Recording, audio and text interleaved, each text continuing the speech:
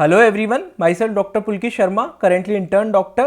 तो आज के इस वीडियो में अपन बात करने वाले हैं ऑल इंडिया कोटा के स्पेशल स्टे वैकेंसी राउंड को लेके जो सुप्रीम कोर्ट का जो ऑर्डर आया था उसके बाद में एमसीसी ने भी अब एक नोटिस रिलीज कर दिया है।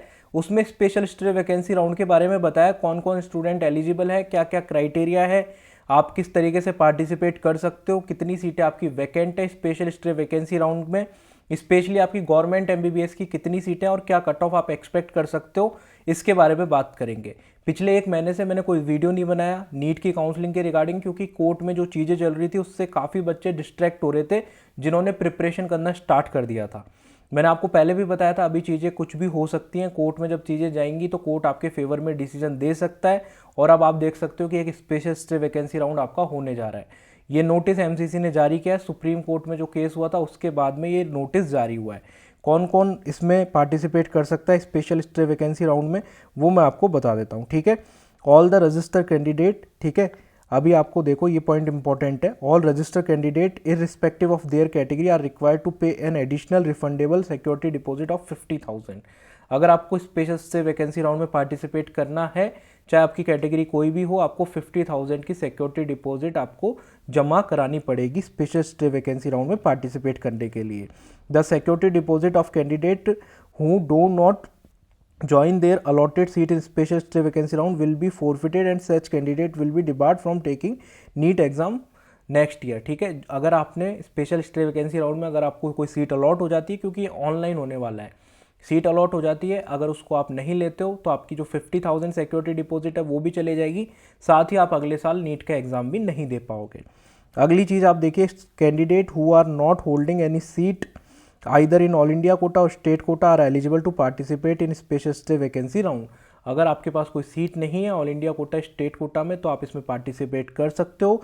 How ever candidate who did not join their seat allotted seat through MCC round 3 onward are not eligible to participate.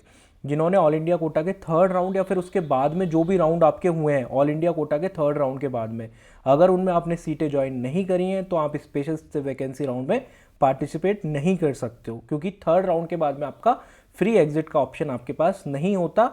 और आपको थर्ड राउंड तक अगर कोई सीट मिल चुकी है, थर्ड राउंड के अंदर कोई सीट मिल चुकी है, या फिर उसके बाद में फोर्थ राउंड में कोई सीट मिल चुकी है, या फिर उसके आगे फर्दर राउंड में कोई सीट मिल चुकी है, तो आप एलिजिबल नहीं हो स्पेशल स्टे वैकेंसी राउंड में। The data of allotted candidate of special stay vacancy round conducted by MCC will be shared with state, and candidate who are allotted seat by MCC will be debarred from taking admission in state counseling। ठीक है, अगर आपको seat मिल जाती है special stay vacancy round में तो आपका data share करा जाएगा आगे स्टेट के साथ में, और ऑल इंडिया कोटा में एमसीसी के साथ में आपका ये डाटा शेयर करके आपको फर्दर जो भी राउंड यदि होते हैं स्टेट में ऑल इंडिया कोटा में, वहाँ की काउंसलिंग से आपको बाहर कर दिया जाएगा। ठीक है, candidate may contact state counselling authority for any information regarding state quota seat counselling. ठीक है, the schedule of all India quota counselling and state counselling is available of an MCC website. ठीक है, वो भी मैं आपको दिखा देता हूँ कौन सा शेड्यूल है। ठीक है, फ्रेश रजिस्ट्रेशन आपके और पेमेंट की जो फैसिलिटी है वो 31 अक्टूबर यानी कि आज से स्टार्ट हो जाएगी, और 5 नवंबर तक आप कर सकते हो। 6 दिन का आपके पास समय होगा। चॉइस लॉकिंग भी आप 1 नवंबर से लेके 5 नवंबर तक कर सकते हो। टाइम का याद रखिएगा, ये जो लास्ट टाइम है वो आपका 11:59 PM, मतलब रात को 12 बजे तक आप कर सकते हो 5 नवंबर तक। ठीक है, सीट अलॉटमेंट की जो प्रोसेस होगी वो 6 से 7 तारीख तक हो जाएगी, और रिजल्ट इसका 7 नवंबर को आ जाएगा, और मोस्ट प्रोबेबली 6 तारीख को इसका रिजल्ट आ जाएगा, क्योंकि जो डेट होती है उससे एक दिन पहले रिजल्ट आ जाता है, और इसमें तो काफ़ी कम बच्चे पार्टिसिपेट करेंगे, तो रिजल्ट आपका 6 नवंबर तक आने की संभावना रहेगी। आपको रिपोर्ट कब करना है? रिपोर्ट आपको 8 नवंबर से लेके 15 नवंबर तक रिपोर्टिंग करनी है। शाम को 5 बजे तक का आपका पास टाइम होगा। 8 दिन का अच्छा खासा टाइम आपको दिया गया है रिपोर्टिंग के लिए। ये आखिरी राउंड होने वाला है।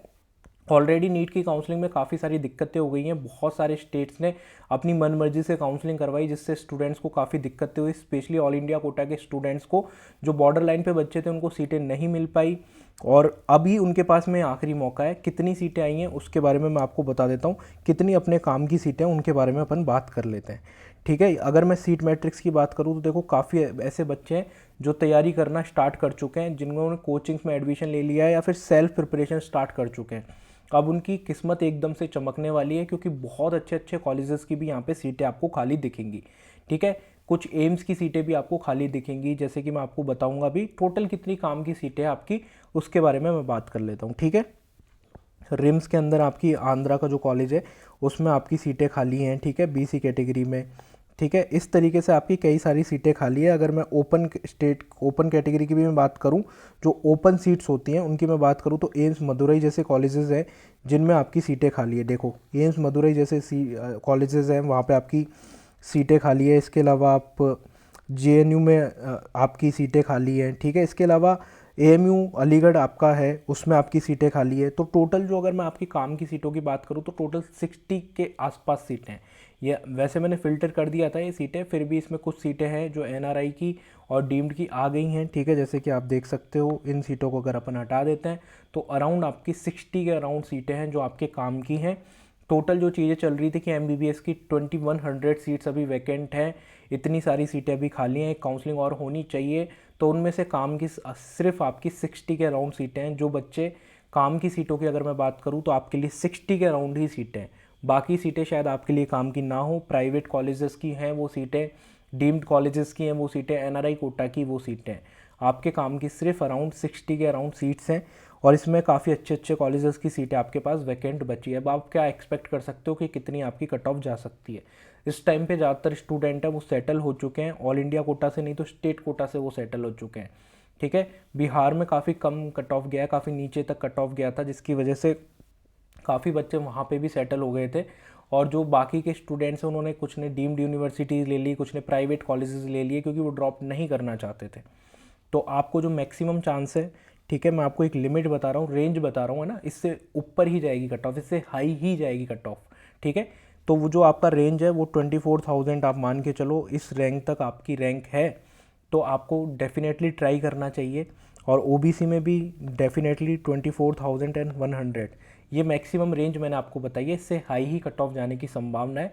यहाँ तक आप ट्राई कर सकते हो। और काउंसलिंग अगर बेटर तरीके से होती, अच्छे तरीके से होती, तो डेफिनेटली आपकी कट ऑफ 24,500 से 25,000 के बीच जाने वाली थी, जो कि अगर प्रॉपर तरीके से काउंसलिंग कराई जाती तो ये पॉसिबल था कि आपका ऑल इंडिया कोटा का काउंसलिंग और स्टेट कोटा की काउंसलिंग की डेट प्रॉपर डिफाइन करी जाती, उस तरीके से काउंसलिंग होती तो वो चीज़ें पॉसिबल थी। पर अभी आपके पास जो सीटें हैं अराउंड आपके 60 के अराउंड ऐसे स्टूडेंट्स हैं जिनकी किस्मत चमकने वाली है, उनको गवर्नमेंट मेडिकल कॉलेजेस, अच्छे मेडिकल कॉलेजेस मिलने वाले हैं, जिन्होंने शायद एक्सपेक्ट नहीं करा होगा कि उनको इस साल कॉलेज मिलेगा। तो आप डेफिनेटली इस रेंज तक हैं, तो इस रेंज तक आप डेफिनेटली काउंसलिंग अच्छे से कराइए, आपके चांस बनते हैं कि आपको गवर्नमेंट एमबीबीएस की सीट मिल जाए।